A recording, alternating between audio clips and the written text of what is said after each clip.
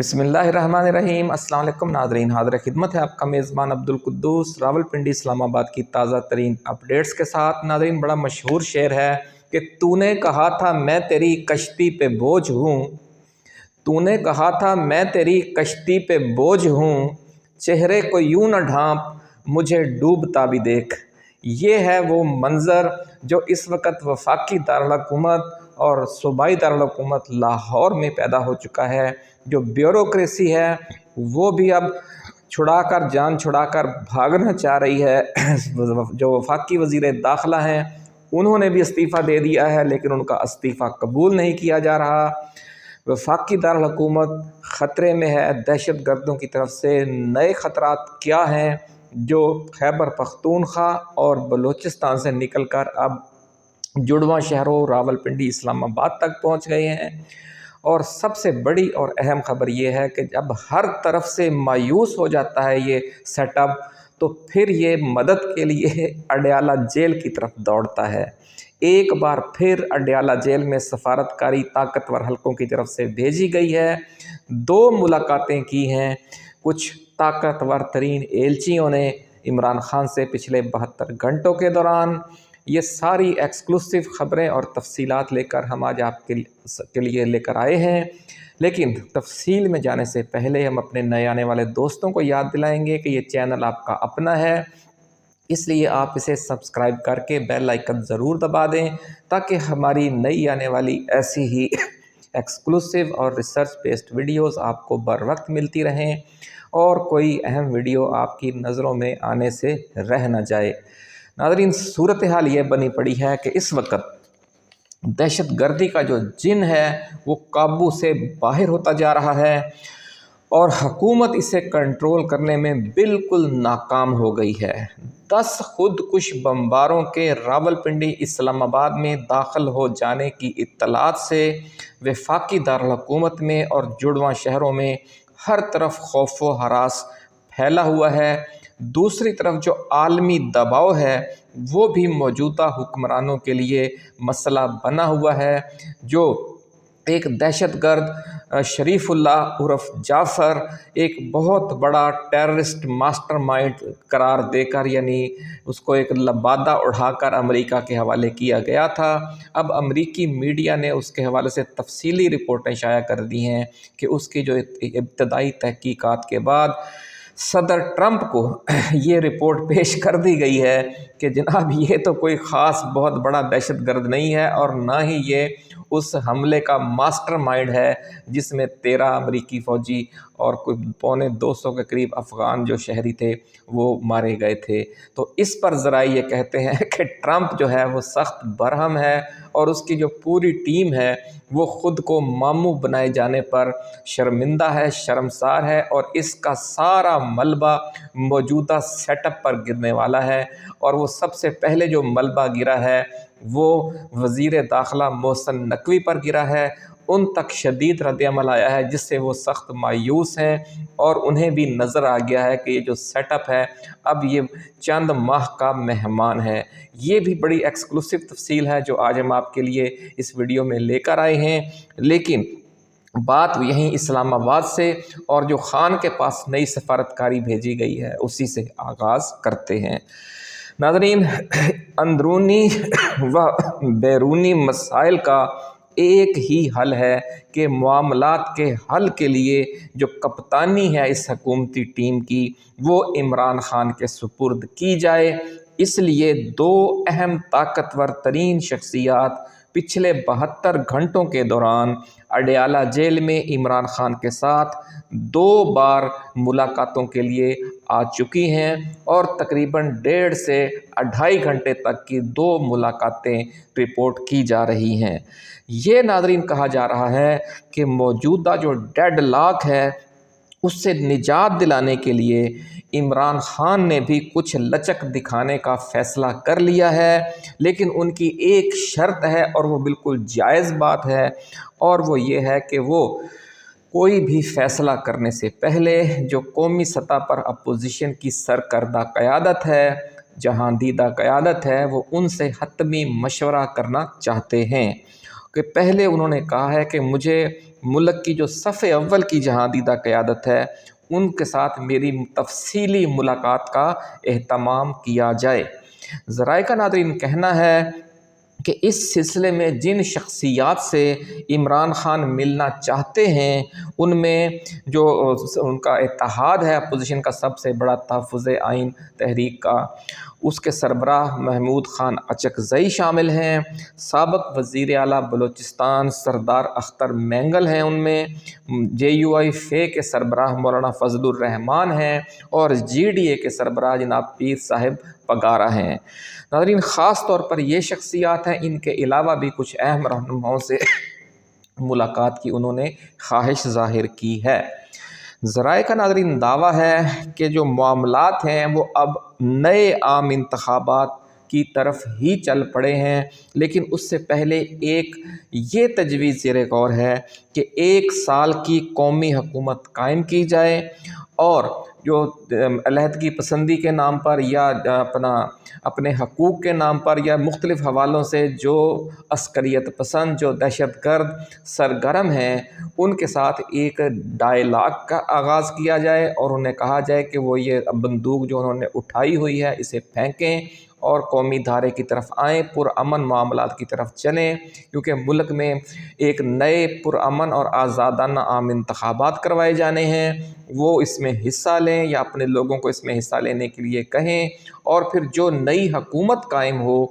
وہ ان سارے مسائل کا، جو بلوچستان کا ایشو ہے، جو خیبر پختونخوا ایشو ہے، جو سندھ کے ایشوز ہیں پانی کے حوالے سے، یا کراچی کے جو مہاجر جنہیں کہتے ہیں ہم، یا کراچی کی جو آبادی ہے ان کے جو معاملات ہیں،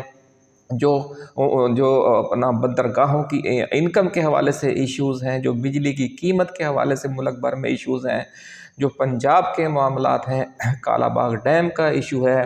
جو سرائکی پنجاب کا ایریا ہے اس کے نئے صوبے کا ایشو ہے، بہاولپور صوبے کا ایشو ہے، خیبر پختونخوا، گلگت بلتستان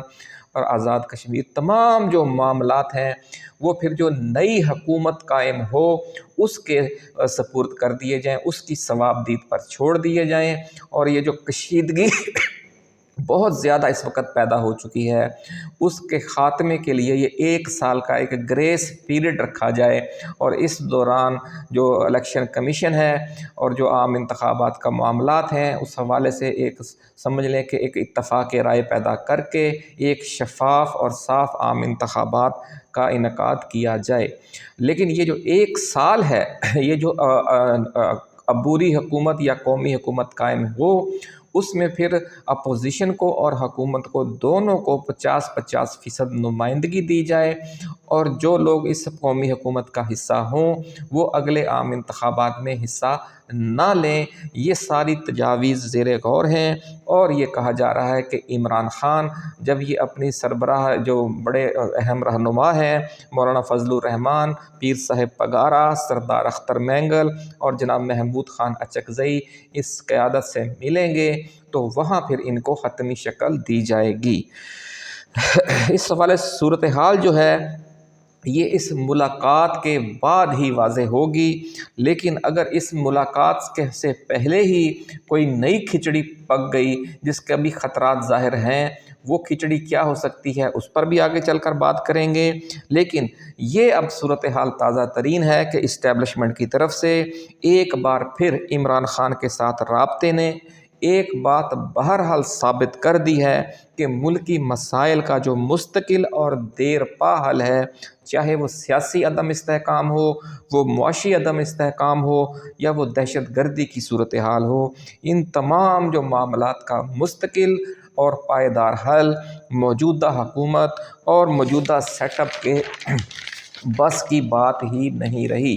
اس جو عمران خان کے ساتھ ایک بار پھر رابطہ کیا گیا ہے اس سے یہ بات بالکل واضح ہو گئی ہے۔ دوسری بڑی خبر ناظرین آپ نے سن لی ہوگی کہ 9 مئی مقدمات کی جو جوائنٹ انویسٹیگیشن ٹیم کے سربراہ تھے DIG عمران کشور، انہوں نے استعفیٰ دے دیا ہے۔ IG عثمان انور کے نام خط میں انہوں نے کچھ شکوے شکایات بھی کیے ہیں۔ نون لیگ آپ کو پتہ ہی ہے ناظرین، ہمیشہ جو بیوروکریٹس ہوتے ہیں، جو پولیس افسران ہوتے ہیں، انہیں ٹیشو پیپر کی طرح استعمال کر کے फेंक देने का एक बड़ा तवील रिकॉर्ड रखती है। ज़राए का ये कहना है कि जो प्रमोशन बोर्ड में जब इनका केस पेश हुआ, जॉइंट इन्वेस्टिगेशन 9 मई मुकदमात की जो टीम के सरबराह थे इमरान किश्वर, तो उस केस में उनकी फ़ाइल पर इंतहाई नेगेटिव रिमार्क्स थे, जिससे वो दिल बर्दाश्ता हो गए। जिस तरक्की नाज़रीन देखें ये मकाफ़ात अमल है कि जिन्होंने पीटीआई पर जुल्म ढाए, जिन्होंने पीटीआई वालों को इंतहाई नाकर्दा गुनाहों की इंतहाई सख्त सज़ाएँ दी, वो आज मकाफ़ात अमल है कि इस वक्त वो आपस में लड़ पड़े हैं। एक तरफ जो उनका सबसे बड़ा इस वारदात में शामिल एक ब्यूरोक्रेट था DIG, वो इस्तीफ़ा देकर भाग रहा है, और जो पिछले 3 साल में पीटीआई पर जुल्म ढाने में सबसे आगे था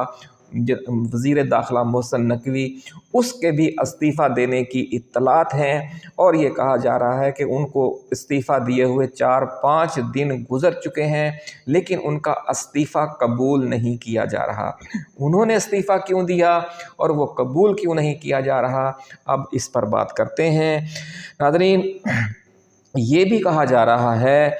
कि जिस ओहदे और जिस तरक्की के लिए सैकड़ों बेगुनाहों पर जुल्म ढाया इमरान किश्वर ने, उस ओहदे ने उनसे वफ़ा नहीं की। ये सूरत हाल देखकर पीटीआई पर जुल्म ढाने वाले दूसरे सैकड़ों ब्यूरोक्रेट्स और पुलिस अफसरों में भी खौफ व हरास फैल गया है, क्योंकि उन सब का जो सरपरस्त आला है वज़ीर दाखिला मोहसिन नकवी, वो भी इस्तीफ़ा दे चुका है। उसने इस्तीफ़ा क्यों दिया, उसकी एक वजह ये भी बयान की जा रही है कि उसे बड़ा सख्त थ्रेट मौसूल हुआ है कुछ दहशतगर्द तंजीमों की तरफ से, और उसे कबूल क्यों नहीं किया जा रहा, वो इसलिए कि अब दहशतगर्दों के साथ एक दो बदू लड़ाई शुरू होने जा रही है। पीटीआई वाले तो निहत्ते थे, उन पर तो जुल्म ढा लिया, उस जुल्म ढाने में शहबाज हुकूमत भी और वज़ीर दाखिला मोहसिन नकवी भी दोनों पेश थे। लेकिन अब जब दहशतगर्दों से लड़ाई का वक़्त है तो ये मैदान छोड़ कर भाग रहे हैं, या एक दूसरे को पकड़कर अपने सामने कर रहे हैं कि जनाब पहले आप हम बाद में। तो ये अजीबो-गरीब सूरत हाल बनी हुई है, और इसी वजह से इस्तीफ़ा कबूल नहीं किया जा रहा। दूसरी वजह यह है कि जो अमेरिका से एक लिंक है मोहसिन नकवी की सूरत में, वो भी टूट जाता है अगर वो इस्तीफ़ा देकर चले जाते हैं। अमेरिका वाला लिंक तो कहते हैं कि पहले ही टूट चुका है, उसकी कहानी भी अभी हम आपको सुनाते हैं। नाज़रीन,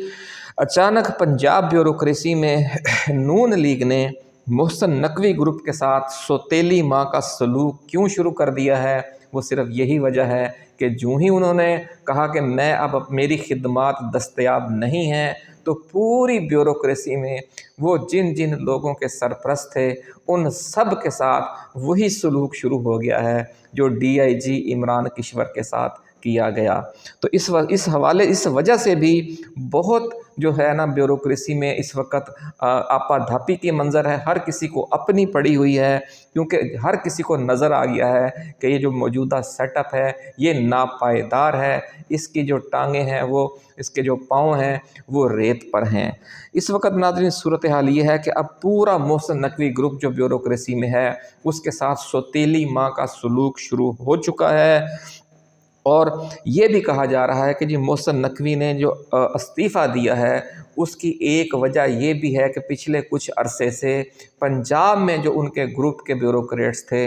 उनके साथ उनको नज़रअंदाज किया जा रहा था, और इसलिए उन्होंने एहतजाजन इस्तीफ़ा दिया है। लेकिन असल में ये बात नहीं है, उन्हें वाशिंगटन से कुछ ऐसी सुन गुन मिल गई है, ऐसा कहना है ज़राए का, कि ये पूरा सेटअप ही जा रहा है। इसलिए वो बर वक्त जान छुड़ा कर भाग रहे हैं। दिलचस्प सूरत हाल ये है नाजरीन कि वो जिस ओहदे पर भी बराजुमान हुए मोहसिन नकवी, उन्होंने बदनामी और बेइज्जती ही कमाई उस ओहदे की वजह से, और मजमूई तौर पर एक समझ लें कि इंतहाई अफसोसनाक और घटिया किरदार پاکستان کی تاریخ میں وہ ادا کر کے جا رہے ہیں، اور یوں سمجھ لیں کہ بدنامی ہی ان کا مقدر بنی ہے کہ دیکھے ہیں بہت ہم نے ہنگام محبت کے، آغاز بھی رسوائی انجام بھی رسوائی، اب ایک رسوا کن انجام کے ساتھ وہ بیرون ملک جا رہے ہیں عہدہ چھوڑ کر۔ وزیر اعلیٰ پنجاب جب وہ بنے تو بھی بد دعائیں ان کا مقدر بنی، کیونکہ انہوں نے ظلم ڈھایا پی ٹی آئی پر۔ وزیر داخلہ بنے تو بھی بد دعائیں ہی ان کا مقدر بنی، اور انہوں نے بد دعائیں ہی کمائیں، خاص طور پر جو انہوں نے میسکر کیا 26 نومبر کو پی ٹی آئی کارکنوں کا ڈی چوک میں، اس خون کی ہولی نے تو انہیں اسلام آباد کے قصائی کا خطاب دے دیا۔ اور اب جب چیئرمین پی سی بی بنے تو یہاں بھی بدنامی اور ناکامی ہی ان کا مقدر بنی، اور جو شائقین کرکٹ ہیں اب وہ ان کی بد دعاؤں اور گالم گلوچ سے فیض یاب ہو رہے ہیں۔ یہ ہے جناب ان کی ٹوٹل کمائی 3 سال کی جو انہوں نے حکومت کی ہے۔ ناظرین، سچ کہتے ہیں کہ غرور کا سر نیچا، یہ جتنا مغرور اور سفاک شخص ہے، اور 8 فروری، 9 مئی اور 26 نومبر کے تمام اہم واقعات میں اس نے ایک قصائی والا جو کردار ادا کیا ہے، اس کی وجہ سے مظلوموں کی بد دعائیں اور آہیں اس دنیا میں بھی اور اگلے جہان میں بھی اس کا پیچھا کریں گی۔ ناظرین، اب اطلاعات یہ ہیں کہ وفاقی کابینہ سے علیحدگی کے بعد وہ 3 ماہ کے لیے طویل ریسٹ کا بہانہ بنا کر دبئی شفٹ ہونا چاہ رہے ہیں۔ وہ دبئی فوراً کیوں جانا چاہ رہے ہیں؟ اس کے پیچھے بھی مختلف سینہ گزر چل رہی ہیں۔ ذرائع کا یہ کہنا ہے کہ امریکہ میں اپنے ذرائع سے محسن نقوی کو یہ خبر مل چکی ہے کہ شہباز حکومت زیادہ سے زیادہ 3 ماہ کی مہمان ہے، اس لیے اس نے اس ڈوبتی کشتی میں سے سب سے پہلے چھلانگ لگا کر بھاگنے کا راستہ چن لیا ہے۔ ایک اور سینہ گزٹ یہ چل رہی ہے کہ ٹی ٹی پی، داعش اور بی ایل اے جیسی دہشت گرد تنظیموں کی طرف سے اسے لائف تھریٹ بھی ہے۔ اور جس طرح آپ سمجھتے ہیں ناظرین کہ جو تمام سفاک، ظالم اور جابر لوگ ہوتے ہیں وہ اندر سے انتہائی بزدل ہوتے ہیں، اسی طرح محسن نقوی بھی بنیادی طور پر انتہائی ڈرپوک آدمی ہے، اور دہشت گردوں کی طرف سے دی جانے والی دھمکیوں کے باعث اب اس کی بھی کانپیں ٹانگ رہی ہیں، اور وہ اپنی فیملی سمیت جلد از جلد ملک چھوڑ کر دبئی میں سیٹل ہونا چاہ رہا ہے۔ ذرائع کا یہ بھی کہنا ہے کہ جنرل باجوہ کی طرح وہ بھی اب ایک گمنامی کی زندگی گزارنے کی تیاری کر رہا ہے، کیونکہ جہاں بھی وہ جائے گا یہ مظالم، یہ ظلم، یہ مظلوموں کی آہیں، یہ بد دعائیں اس کا پیچھا کریں گی، اور وہ پاکستان کے اندر بھی اپنے آپ کو غیر محفوظ سمجھتا ہے اور پاکستان کے باہر بھی اپنے آپ کو غیر محفوظ سمجھتا ہے۔ اس لیے آنے والے یعنی ریٹائرمنٹ کے بعد یا حکومت چھوڑنے کے بعد جو اس کی پبلک لائف ہے وہ اب بالکل ہی گمنامی کے اندھیروں والی ہوگی، ایسا کہنا ہے ذرائع کا۔ مزید خبریں لے کر جلد حاضر ہوں گے، اپنا خیال رکھیے گا۔ اللہ حافظ۔ پاکستان زندہ باد۔